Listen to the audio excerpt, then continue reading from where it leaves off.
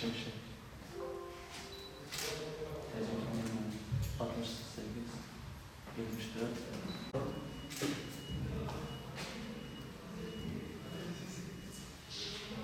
Doğum yalnız.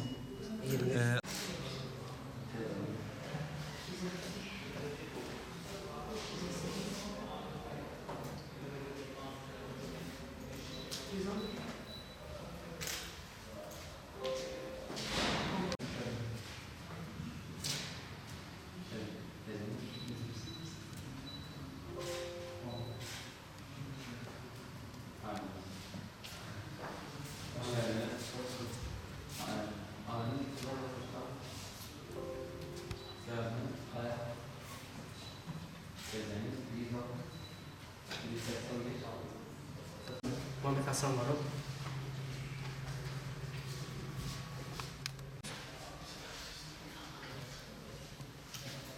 Hayır olsun. Zafer Sedat. Yok.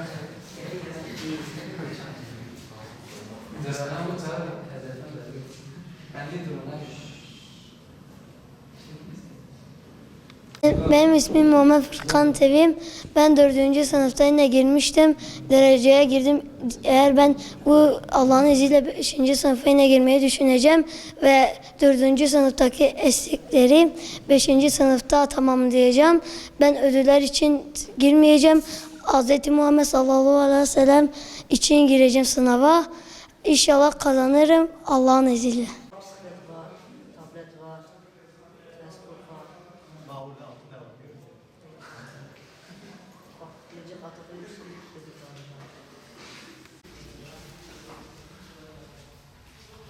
Eğitim durumu. Lise 3. Öncelikle abi bu siyer yarışmasını düzenleyen Peygamber Sevdaları Vakfı'na teşekkür ediyoruz. Böyle bir çalışmayı yaptıklarından dolayı. Bu siyer çalışmalarını yapmalarının amacı hem yarışmayla birlikte Peygamberin hayatını öğrenmeye teşviktir.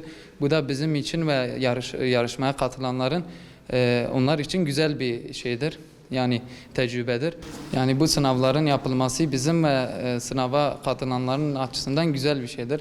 Hem sınava teşviktir, ödülle birlikte hem de Peygamberimizin hayatını öğrenmek için güzel bir çalışmadır. Bunu yapmalarından dolayı onlara teşekkür ediyoruz. Öncelikle bu çalışmayı düzenleyen Peygamber Sevdaları Vakfı'na ve bu çalışmada emeği geçen herkesten Allah razı olsun. Öncelikle her Müslümanın ilk vazifesi olarak iman ettiği Rabbini tanımasıdır.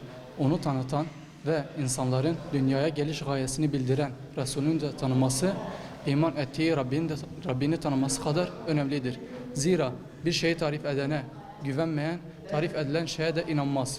Bu güven de ancak Hazreti Peygamber sallallahu aleyhi ve sellemin yaşantısının bilinmesiyle mümkündür. Onun için her yıl girdiğimiz bu kaybedeni olmayan siyer yarışmasına tüm kardeşlerimizi davet ediyoruz.